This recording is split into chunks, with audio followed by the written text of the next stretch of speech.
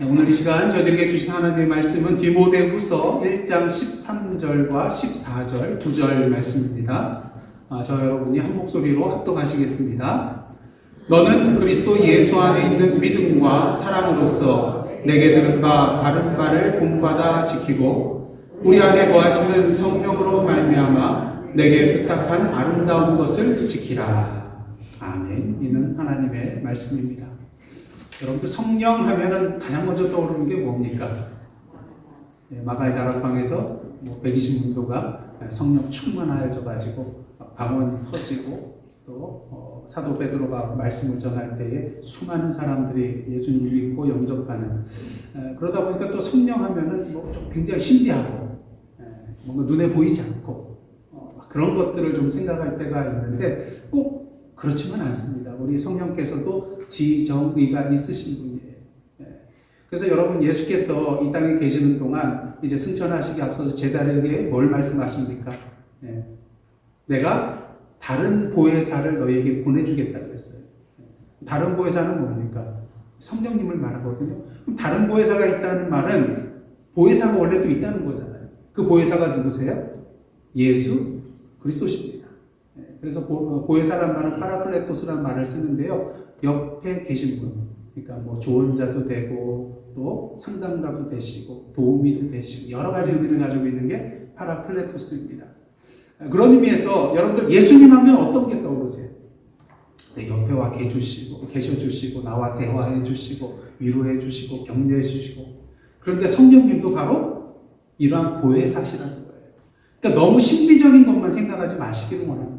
우리 성령 하나님도 우리 예수 그리스도와 마찬가지로 항상 우리의 상대 곁에 다가와 주시어서 우리를 만나 주시고 지혜 주시고 격려해 주시고 또 능력으로 역사해 주시는 그러한 분이시라는 것이죠. 오늘은 성령 강림 주일입니다. 그래서 원래는 디모데전서를 계속 나가야 되지만 오늘은 특별히 디모데후서에 있는 성령에 관한 그런 말씀을 함께 나누도록 하겠습니다. 조금 전에 말씀드린 것처럼 성령 강림 사건, 사도행전 2장에 나타나죠. 120문도가 예수님의 말씀대로 예루살렘을 떠나지 않고 간절히 성령을 기다림으로 기도하였더니 오순절날 그 다락방에 임하셔서 각 모든 사람에게 성령으로 충만하게 임하는 그런 역사가 일어나게 됩니다. 그래서 방언이 터지고요. 또 베드로의 설교를 통해서 몇 명이 믿게 되죠? 3,000명이나 되는 많은 사람들이 예수 그리스도를 믿고 또 세례를 받는 그런 놀라운 기적의 역사, 구원의 역사가 일어나는 것을 보게 됩니다. 자, 그렇다면 바울은 어떤가요? 이때 바울은 예수님을 믿는 자였나요? 아니죠. 오히려 예수님을 믿는 사람들을 박해하고 핍박하던 자였습니다. 그리고 이 오순절 성령 강림 사건 현장에 바울이 있었나요? 없었습니다. 자, 그렇다면 이 사도 바울은 그렇다면 성령 충만하지 않은 채로 살아가는 자였을까? 당연히 아니죠. 왜 그렇습니까? 그 후에 성령 충만한 사건을 경험하게 되었거든요. 여러분, 성령의 임재와 충만한 그런 사건의 역사는 오순절 성령 강림 사건 그 한 날에만 이례적으로 이루어진 것이 아니거든요. 언제 어디서나 누구든지 예수 그리스도의 이름을 믿고 고백하고 구원을 받게 되면은 어느 누구든지 누릴 수 있게 되는 것이 성령 충만의 역사거든요. 그러게 은혜인 것입니다. 자, 그렇다면 사도 바울은 언제 성령 충만함의 사건을 경험하게 됐을까요? 그럼 언제인지 기억나세요? 다메섹일까요? 사도행전 9장을 보시면 다메섹으로 가는 길에 빛 가운데 예수님을 만나게 되죠. 그래서 눈이 어떻게 됩니까? 멀게 돼요. 보이지 않게 됩니다. 그래서 사람의 인도를 받아서 다메섹까지 가게 돼요. 거기에서 3일 동안 먹지도 않고 마시지도 않고 금식하면서 기도합니다. 예수님을 만난 그 사건이 너무나도 컸기 때문인 것이죠. 도대체 이러한 사건이 왜 일어났을까? 내가 만난 예수는 과연 어떤 분일까? 아마 그러한 상황 속에서 간절하게 하나님 앞에 기도했던 것 같아요. 그 가운데 하나님께서 아나니아에게 환상 중에 나타나십니다. 그래서 아나니아는 바울을 찾아가서 그에게 안수하여서 눈을 뜨게 하라는 그러한 명을 내리시죠. 그래서 아나니아가 바울을 찾아가서 안수하였을 때 바울이 다시 보게 됩니다. 그리고 음식을 먹고 기운을 차려서 여러 회당에 나아가 예수가 바로 하나님의 아들이심을 전파하는 것을 시작하게 되는 것입니다. 근데 당시 아나니아가 바울에게 안수를 하였을 때 이러한 말을 합니다. 사도행전 9장 17절입니다. 아나니아가 떠나 그 집에 들어가서 그에게 안수하여 이르되 뭐라고 합니까? 형제 사울아, 주 곧 네가 오는 길에서 나타나셨던 예수께서 나를 보내어 너로 다시 보게 하시고, 그 다음 중요한 내용이 나와요. 뭐라고 합니까? 성령으로 충만하게 하신다. 이 말을 했습니다. 자, 사도 바울이 성령의 충만함을 이때 받았을까요? 받지 못했을까요? 당연히 받았죠. 그래서 성령의 그러한 충만하신 가운데, 성령의 인도하심과 능력 주신 가운데 평생을 그 주님의 복음을 전하는데 할애하며 노력했던 것을 우리가 보게 됩니다. 아시다시피 수많은 사람들이 이 사도 바울이 전한 복음으로 말미암아 그리스도인이 되고요, 또 수많은 곳에 주님의 몸된 교회가 세워지게 되는 것을 보게 됩니다. 자, 이런 가운데 사도 바울도 뭘 먹게 되어 있어요? 나이를 먹게 되어 있습니다. 그러다 보니까 이제 선한 싸움을 다 싸우고 달려갈 길을 거의 마친 시점에 이르게 되죠.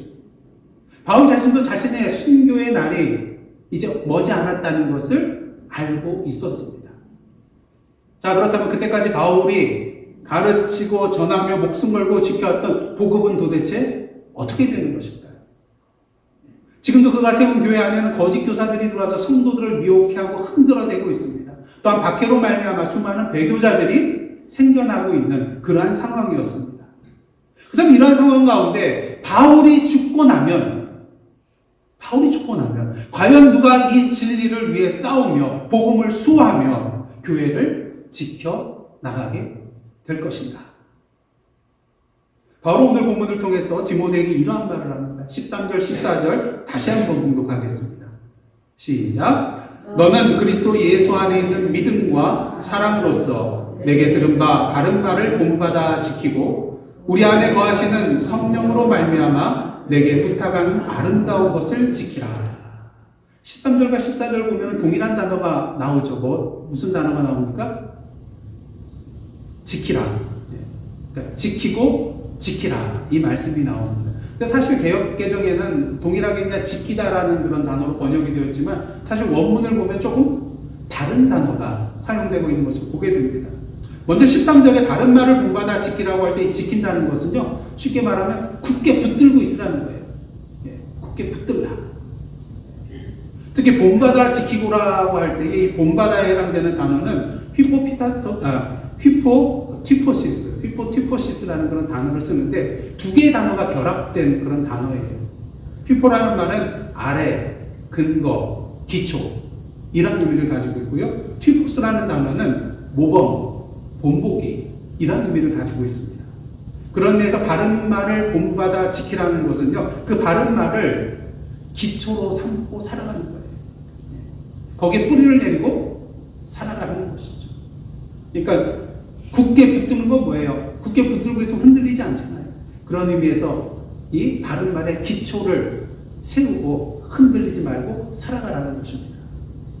그 다음 14절에 나오는 아름다운 것을 지키라고 할 때 이 지킨다는 단어는요, 필라소라는 그런 헬라어를 쓰는데 잃어버리지 않고 또 손상되지 않도록 보호하며 지키는 것을 말한다고 할 수 있습니다. 그러니까 외부로부터의 그러한 것들로부터 이것을 수호해 나가야 된다는 것이죠. 보존해 나가야 된다는 것입니다. 다시 말해서 거짓 교사와 같은 그런 외부의 공격으로부터 복음을 보존하고 지켜나갈 것을 말하는 것입니다. 자, 그렇다면 바울이 이렇게 말하는 이유는 도대체 무엇일까요? 앞서 말씀드린 바와 같이 지금 교회가 어떠한 상황에 있어요? 평탄하게 신자들이 많아지고 막 이러한 상황이 아니었다는 것이죠. 대표적인 증거가 오늘 본문 다음에 나오는 디모데후서 1장 15절에 나옵니다. 15절 말씀 잘 보시기 바랍니다. 아시아에 있는 모든 사람이 나를 버린 이 일을 네가 아나니 그 중에는 부겔로와 허모게네도 있느니라. 누구를 버렸다고요? 사도 바울을 버렸다는 거예요. 사도 바울을 버렸다는 것은 바울을 버렸다는 것이 아니라 궁극적으로 뭘 버린 거예요? 바울이 전하고 있는 복음을 버렸다는 것입니다. 자, 그럼 그전에는 어떠했을까요? 아시다시피 바울은 에베소에 머무는 동안 두란노 서원에서 매일매일 복음에 대해서 가르쳤습니다. 강론하였어요. 그 결과 어떻게 됐습니까? 사도행전 19장 10절입니다. 2해 동안 이같이 하니 어디에 사는 자요? 아시아에 사는 자는 유대인이나 헬라인이나 다 주의 말씀을 듣더라. 디모데서 1장 15절과 비교하면 어떻습니까? 전에는 다 듣고 믿었는데 지금은 어떻다는 거예요? 버렸다는 거예요. 물론 사도 바울이 디모데후서 1장 15절에서 모두 다 나를 버렸다고 한 것은 좀 과장된 그런 표현이라고 할 수가 있지만요. 그만큼 지금 교회가 어려운 상황에 있었다는 것입니다. 사실 오늘날 한국교회나 세계교회를 보면 어떻습니까? 전에 70년대, 80년대, 90년대 막 성장 일로로 갔지만 어떻습니까? 요새 가면 점점 줄어들어요. 한국의 대표적인 교단, 장로교 통합교단이나 합동교단을 보면 점점 수가 줄어듭니다. 그 전에는 주일학교가 차고 넘쳤어요. 근데 요새는 어때요? 한 생명이 정말 귀해요. 점점 줄어들어서 교회도 이제 역삼각형이 되고 많은 것을 우리가 보게 됩니다. 그러니까 위기인 것이죠. 그러게 바울은 디모데에게 뭐라고 말합니까? 자신이 전해준 바른 말을 본받아 지키고 그에게 부탁한 아름다운 것을 지키라고 말을 하고 있는 것입니다. 자, 그런데 이렇게 많은 사람들이 바울이 전해준 그 복음의 진리를 떠나 배교하는 상황 속에서 그 복음의 진리의 기초에 서서 살아가는 것, 그리고 그것을 보존하며 지켜나가는 것, 쉬운 일일까요? 결코 쉬운 일이 아니라는 것입니다. 특히 복음으로 말미암아 박해를 받는 상황이에요. 그리고 자신들의 가장 지도자가 되는, 정신적 지주가 되는 사도 바울이 지금 어떤 상황에 있어요? 로마의 감옥에 갇혀 있거든요. 이러한 상황 속에서 복음의 기초에 서서 살아가는 것, 이 복음을 지켜나가는 것, 결코 쉬운 일이 아니었다는 것입니다. 이는 마치 일제치하 시대나 또 6.25 때 한국 전쟁 시에 북한군의 그러한 점령하에서 고난과 핍박과 순교를 무릅쓰고 예수 그리스도를 부인하지 않고 신앙을 지켜내는 일과 같은 것이라고 말할 수가 있는 것입니다. 자, 그럼 과연 디모데가 이러한 일을 해낼 수 있을까요? 사도 바울이 그래도 이 디모데를 자신의 후계자로 삼아서 에베소 교회를 물려주고 그래서 잘 목회하라고 이렇게 전해준 거 보면은 우리가 그냥 이 사실만 생각하면 디모데가 그래도 적어도 이 정도 되는 사람이겠거니 그런 생각을 하게 됩니다. 다른 사람보다 뭔가 출중하고 뛰어난 것이 있으니까 그렇게 한 건 아닐까. 근데 아시다시피 첫째로 디모데는 나이가 어때요? 비교적 어리고 젊은 사람이었어요. 정확한 나이는 우리가 알 수가 없지만 많은 학자들은 아마도 이 당시 디모데의 나이가 아무리 많아도 30대 중반이었을 것이다. 20대 초반에 바울을 만나고 이제 30대 중반이 되었을 것이다. 그렇게 추정을 합니다. 그도 그럴 것이 디모데전서 4장 12절과 디모데후서 2장 22절 한번 보겠습니다. 먼저 디모데전서 4장 12절 보시면 누구든지 뭐라고 합니까? 네 연수함을 업신여기지 못하게 하고, 이를 통해서 디모데가 어리다는 걸 알 수가 있어요. 그 다음 디모데전서 2장 22절 보면 뭐라고 합니까? 너는 청년의 정욕을 피하고, 그러니까 한참 혈기적으로 왕성한 그러한 나이에 있다는 것을 우리가 알 수가 있습니다. 다시 말해서 젊은 혈기를 부릴 수도 있고 경험이 부족해서 실수할 수도 있고 쉽게 정욕의 죄에 빠질 수 있는 그러한 연령대에 있다는 것이죠. 그러니까 오늘날 담임 목사 청빙 광고를 보면 보통 몇 세 이상으로 제한합니까? 40세 보통. 평균적으로 보통 40세 이상 된 자를 담임 목사로 청빙을 합니다. 특히 목회 경력 최소 어떤 데는 10년 이상. 그리고 이제 미국 같은 경우는 그렇게 기회가 없기 때문에 5년 이상 이렇게 하는 경우가 많은 것을 우리가 보게 됩니다. 여러분, 물론 젊기 때문에 힘차게 진취적으로 나아갈 수 있다는 그러한 장점이 있을 수도 있습니다. 하지만 둘째로 디모데는 어떤 사람이었어요? 육신적으로 연약한 사람이었어요. 디모데후서 5장 23절 보시면 바울이 디모데를 향해서 이러한 말을 합니다. 이제부터는 물만 마시지 말고 뭘 위해서요? 네 위상과 자주 나는 병을 위하여는 뭘 조금씩 마시라고요? 포도주를 조금씩 쓰라는 거예요. 그러니까 최소한 위장병이 있었고 그 외에도 자주 건강상 문제가 있었다는 것을 우리가 분명히 보게 된다는 것입니다.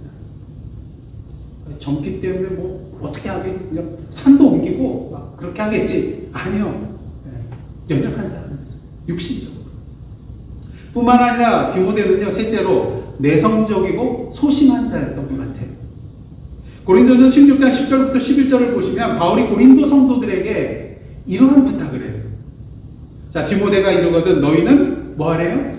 조심하여 그로 두려움이 없이 너희 가운데 있게 하라.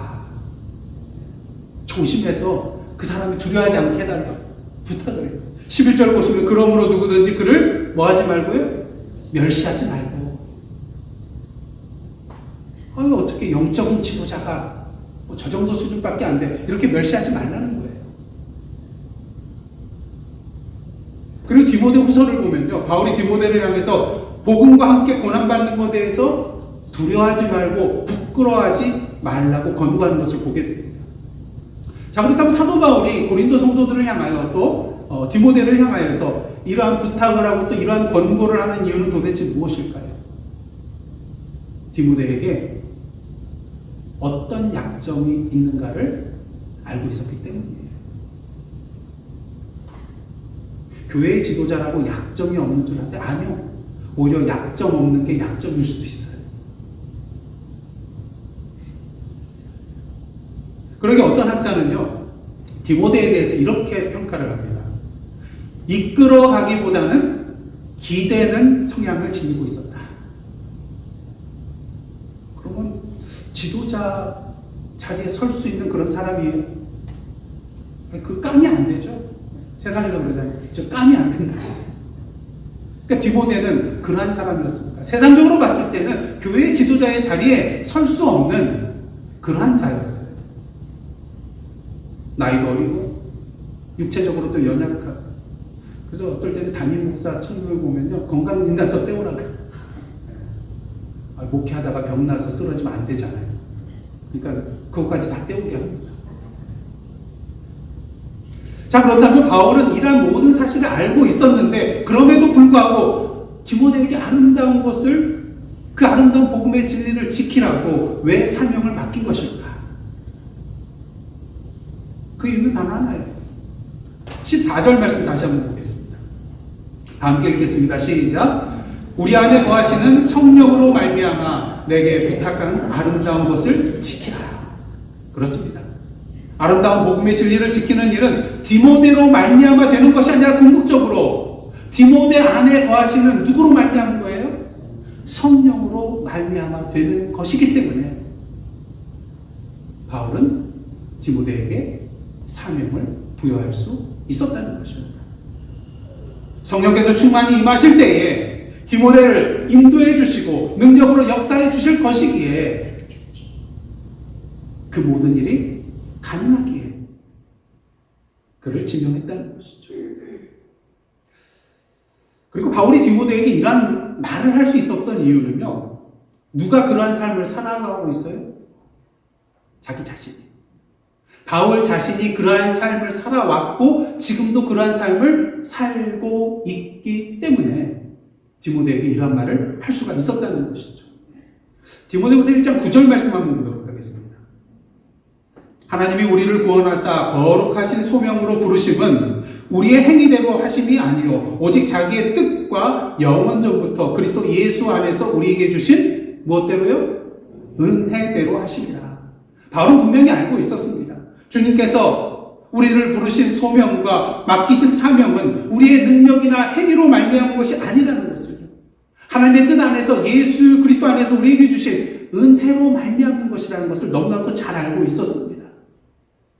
그러기에 예수 그리스도의 복음을 위하여 선포자요 사도요 교사로 세우심을 입은 이 바울은요, 비록 지금 복음을 위하여 감옥에 갇혀 있었지만 당시 문화 속에서는 감옥에 갇혀 있다는 것은 가문의 수치예요. 그럼에도 불구하고 이것에 대해서 부끄럽게 여기지 않고 오히려 디모데를 향하여서 오직 하나님이 주시는 능력을 가지고 복음과 함께 뭘 받으라고 얘기해요? 고난을 받으라고 얘기할 수 있었다는 것입니다. 이처럼 그에게는 분명하게 믿고 확신하는 바가 있었다는 것이죠. 대표적인 것이 디모데후서 1장 12절에 나타납니다. 한번 다 함께 읽겠습니다. 시작. 이로 말미암아 내가 또 이 고난을 받되 부끄러워하지 아니하면 내가 믿는 자를 내가 알고 또한 내가 의탁한 것을 그날까지 그가 능히 지키실 줄을 확신함이라. 아멘. 요새 의탁한 것에 대한 그런 해석이 조금 분분해요. 두 가지 대표적인 견해가 있는데, 첫째는 바울이 주님께 맡긴 것이다. 또 한편에서는 주님께서 바울에게 맡기신 것이다. 그래서 어떻게 해석하느냐에 따라 조금 이렇게 의견이 갈립니다. 하지만 별 문제가 없어요. 왜냐하면 바울이 만약에 주님께 맡겼다면 바울이 주님께 맡긴 내용이 뭐겠습니까? 주님께서 자신에게 맡겨주신 그 사명을 죽는 날까지 잘 감당할 수 있게 해달라고 맡기는 것이었을 거예요. 그런 의미에서 이 두 가지 분류하는 거 사실 별 의미가 없습니다. 같은 내용이라는 것이죠. 그러면서 바울은 자신이 믿고 알고 있는 주님께서 마지막 날까지 자신을 통하여 그 복음을 능히 지켜주실 것을 확신하며 나아간 자라고 할 수가 있겠습니다.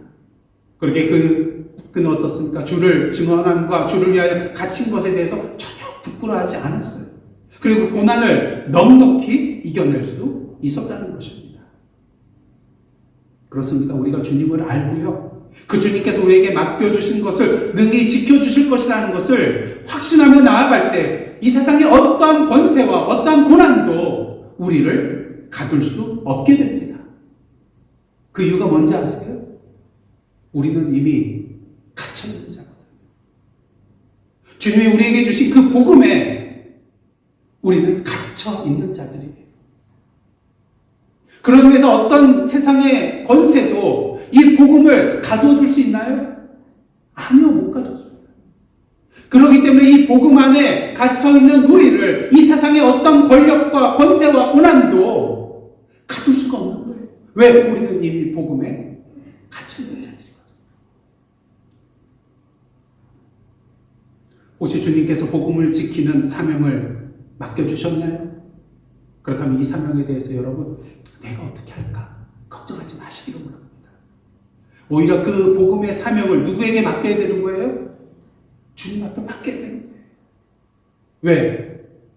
그 주님이 누구신지 여러분들 다 아시잖아요. 그 주님께서 나의 인생의 마지막 날까지 지켜주시고 보호하여 주셔서 그 사명을 잘 감당할 수 있도록 하실 것을 확신하고 있잖아요. 그러기에 결코 주님께서 주신 사명을 나 홀로 감당하려고 하지 마시기를 원합니다. 그 사명마저도 주님께 믿음으로 맡기시기를 원합니다. 그럴 때 세상 끝날까지 항상 너희와 함께 있겠다고 약속하신 그 주님께서 성령을 통하여 오늘도 우리와 함께 동행하여 주시고 능력 주시어서 넉넉히 그 모든 일을 감당할 수 있도록 인도해 주실 것입니다. 그렇게 우리가 가장 먼저 해야 할 일은 무엇일까요? 디모데후서 1장 6절과 7절 말씀 보시겠습니다. 그러므로 내가 나의 안수함으로 내 속에 있는 하나님의 은사를 다시 부릴 듯 하게 하기 위하여 너로 생각하게 하노니 하나님이 우리에게 주신 것은 두려워하는 마음이 아니요 오직 능력과 사랑과 절제하는 마음이니. 바울은 디모데에게 과거에 디모데에게 안수할 때 디모데가 그 당시 받았던 하나님의 은사를 상기시켜주고 있습니다.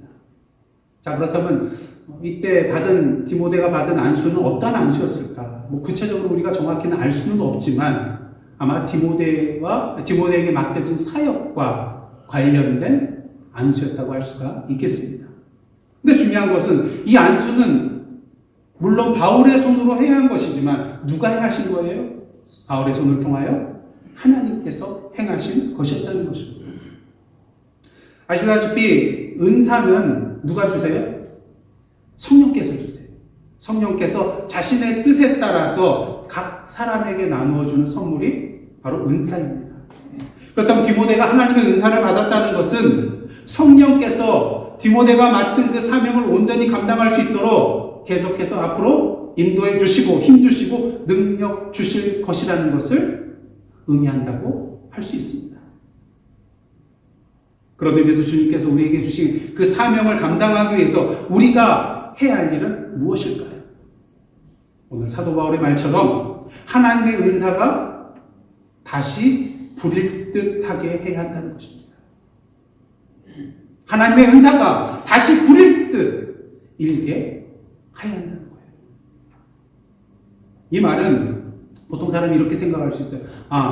디모데에게 하나님께 주신 은사의 불이 다 꺼져버렸나 보다. 이건 아니에요. 꺼져버린 차원은 아니에요. 그럼 어떤 의미냐? 디모데에게 주어진 그 은사의 불이 더욱더 활활 타오르게 하라는 것입니다. 어떤 은사의 불이에요? 하나님께서 이미 디모데에게 주신 은사예요. 지금이 아니라 이미 하나님께서 그에게 주신 은사입니다. 그렇습니다. 하나님께서 우리에게 사명을 주실 때는요, 그냥 가라, 사명만 주시고 가라는 것이 아니라 이렇게 은사의 불을 함께 주십니다. 그러게 우리는 그 은사의 불이 활활 타오도록 그 사명에 대하여 헌신해야 하는 것입니다. 그럼 달란트 비유 너무나도 잘 아실 것입니다. 주인이 종들에게 이제 여행을 떠나기 앞서서 5달란트, 2달란트, 1달란트를 이렇게 각기 나눠줍니다. 자, 근데 왜 이렇게 다르게 나눠줬을까요? 그냥 주인이 손에 집히는 대로 줬을까요? 아무 생각 없이 그냥 나눠줬을까요? 아니요. 말씀을 보면은 각기 무엇대로 나눠줘요? 재능대로. 각기 재능대로 5달란트, 2달란트, 1달란트를 나눠줬다는 것입니다. 주인이 보았을 때 이 종은 5달란트 받으면 열심히 해서 5달란트 남길 재능이 있다는 것을 알고 있었어요. 2달란트도 마찬가지고요. 1달란트 받은 종도 이 사람이 열심히 일하면 1달란트를 남길 재능이 있는 자라는 것을 알고 있었기 때문에 그렇게 나눠줬다는 것입니다. 문제는 무엇이죠? 1달란트 받은 종은 그냥 그대로 그것을 땅에 묻어두었다가 주인에게 다시 가져옵니다. 할 수 있었음에도 불구하고 아무것도 하지 않았다는 것이죠. 그리고는 주인에게 뭐라고 합니까? 마태복음 25장 24절 25절입니다. 1달란트 받았던 자는 와서 이르되 뭐라고 합니까? 주인이여, 당신은 굳은 사람이라 심지 않은 데서 거두고 해치지 않은 데서 모으는 줄을 내가 알았으므로 두려워하여 나가서 당신의 달란트를 땅에 감추어 두었나이다. 보소서, 뭐라고 합니까? 당신의 것을 가지셨나이다. 우리는 분명히 알아야 됩니다. 우리 하나님께서는 당신의 뜻을 이루시는데 우리의 도움이 필요하신 분인가요? 필요 없으신 분인가요? 사실은 필요 없으신 분이에요. 하지만 중요한 것은 무엇입니까? 오늘도 하나님께서는 그 일을 이루시기 위하여 우리를 부르신다는 거예요. 우리가 그 하나님의 아름다운 일에 동참하여 그 하나님의 은혜와 복을 함께 더불어 누리기를 원하시는 분이 바로 우리 아버지 하나님이시라는 것입니다. 바라기는 하나님께서 주신 이 은사를 땅에 묻어대고 하나님 앞에 섰을 때에 아무것도 남기도 없이 당신의 것을 가졌나이다 고백하는 죄들 되지 않기를 간절히 원합니다. 오늘도 우리에게 주어진 하나님의 은사의 불을, 그 불이 활활 타오를 수 있도록 성령의 인도하심과 능력 주신 가운데 하나님께서 우리에게 맡겨주신 그 일에 대하여 헌신하며 나아가는, 그 불을 활활 타오르게 만드는 저와 여러분의 복된 삶이 되기를 간절히 원합니다. 사도 바울이 디모데에게 말합니다. 내게 부탁한 아름다운 것을 지켜라. 사실 이것은 이미 주님께서 누구에게 먼저 부탁하신 거예요? 사도 바울에게 부탁하신 것입니다. 이제 사도 바울을 통하여 누구에게 부탁하고 계세요? 디모데에게 부탁하고 있습니다. 그리고 오늘 본문 말씀을 통하여 이 일을 누구에게 부탁하고 있어요? 바로 저와 여러분을 향하여 부탁하고 계십니다. 본문 14절을 보시면 바울이 디모데에게 이렇게 말합니다. 우리 안에 거하시는 성령으로 말미암아 내게 부탁한 아름다운 것을 지키라. 누구에게 하는 말이에요? 디모데에게 하는 말이에요. 그럼 어떻게 말해야 됩니까? 네 안에 거하시는 성령으로 말미암아 그렇게 말해야 되는데 뭐라고 말하고 있어요? 우리 안에 거하시는 성령으로 말미암아요. 이는 무엇을 의미합니까? 너에게 부탁한 아름다운 것을 지키라는 이 말씀은 바울과 디모데에게만 국한된 말씀이 아니라 예수 그리스도를 믿음으로 받아들이고 오늘도 성령께서 거하고 있는 우리 모든 믿는 자들에게 주시는 하나님의 말씀이요 명령이라는 거예요. 우리 모두에게 주신 말씀이라는 것입니다. 오늘도 하나님께서 우리 안에 거하시는 성령으로 말미암아 내게 부탁한 아름다운 것을 지키라고 말씀하고 계십니다. 사실 우리에게 주어진 모든 사명은 궁극적으로 복음과 관련이 있다고 할 수가 있겠습니다. 그러기에 우리에게 맡겨진 그 모든 종류의 사명은 결국 무엇이 될까요? 하나님 보시기에 아름다운 것이 되는 것입니다. 무엇을 하든지 간에 그것이 주님을 위한 일이라면 모든 것이 좋은 것, 아름다운 것이 되겠죠. 그런 의미에서 저와 여러분에게 맡겨주신 사명은 도대체 무엇입니까? 분명히 주신 것이 있을 거예요. 이 시간 한번 생각해 보시기를 원합니다. 하나님께서 나에게 원하시는 것이 무엇인가? 나를 통해서 이루고자 하시는 것이 무엇인가? 나에게 주어진, 맡겨진 사명은 도대체 무엇인가? 그리고 중요한 것은요, 그것이 떠올려졌다면 분명히 하나님께서 그 일을 위하여 뭘 주셨을까요? 감당할 수 있는 은사를 주셨다는 것, 재능을 주셨다는 것, 달란트를 주셨다는 것을 분명히 발견하게 될 것입니다. 바라기는 오늘도 우리 안에 거하시는 성령으로 말미암아 그 아름다운 것들을 지켜나가는 저와 여러분의 복된 삶이 되기를 간절히 원합니다. 그러게 우리의 안에 있는 하나님께서 주신 그 은사의 불이 어떻게 될까요? 활활 타올라야 됩니다. 그렇다면 여러분은 지금 어떤 상태인가요? 하나님께서 나에게 주신 그 은사의 불이 어떤 상태에 있냐는 것입니다. 그냥 처음부터 그대로 있는지요? 아니면 점점 꺼져가고 있지는 않는지요? 혹시 이런 마음이 들 수가 있을 것입니다. 아유, 지금 뭐 나이도 많이 먹고, 뭐 나 같은 사람이 또 힘없고 약한데, 뭐 내가 할 일이 무엇이 있을까? 아니요. 디모데를 보세요. 어리고, 신체적으로 연약하고, 내성적이고, 소심한 그러한 성격의 소유자인데, 하나님께서 쓰시니까 어떻게 됩니까? 출중한 신앙의 지도자로 나아갈 수 있었다는 것입니다. 제가 여기 서 있는 거 제 힘으로 왔습니까? 아니잖아요. 하나님께서 불러주시고 부족하지만 세워주시고 능력 주셨기 때문에 오늘도 하나님의 말씀을 여러분들에게 전하고 있는 것입니다. 내 힘으로 하는 게 아니에요. 주님께서 은사를 주시고 능력을 주셨기 때문인 것입니다. 바라기는 이 시간 하나님께서 나에게 주신 은사의 불이 지금 타오르고 있는지 살펴보시길 원합니다. 분명히 뭔가 불씨가 여러분의 마음속에 있을 것입니다. 그렇다면 이것이 활활 타오르기 위해서는 어떻게 해야 될 것인가? 그 방법 하나밖에 없어요.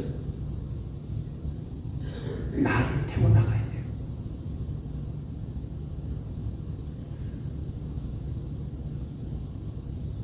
나의 힘과 능력과 행함 없이도 성령께서는 모든 걸 하실 수가 있어요. 하지만 오늘도 성령께서 원하시는 것은 나의 손과 발과 입술과 가슴이라는 거예요. 이를 통해서 하나님께서 보여주신 그 은사의 불이 활활 타오를 수 있도록 성령께서 인도해 주실 것입니다. 바라기는 오늘도 주님 맡겨주신 그 사명에 대해서 감사의 은혜로 받으시고 이 사명 앞에 결단하며 나아가는 여러분 되시기를 원합니다. 나 자신을 태어나감을 통하여서 하나님께서 그 주신 불을 활활 타오르게 만들어 나아가는 저와 여러분이 되시기를 간절히 원합니다. 그럴 때 성령께서 역사하시고 능력 주시어서 우리에게 맡겨진 그 모든 것들을 넉넉하게 감당할 수 있도록 인도해 주실 것입니다. 언제까지요? 주님 다시 오시는 그날까지입니다. 기도하시겠습니다. 하나님, 우리 안에 거하시는 성령으로 말미암아 주님께서 우리에게 부탁하신 아름다운 것을 지키는 저희들 되게 하여 주옵소서. 우리에게 주어진 은사의 불이 활활 타오르도록, 그 은사의 불이 활활 타오르도록 참된 믿음과 확신 가운데 우리 자신을 태워나가는 저희들 되게 하여 주옵소서. 예수님의 이름으로 기도드리옵나이다. 아멘.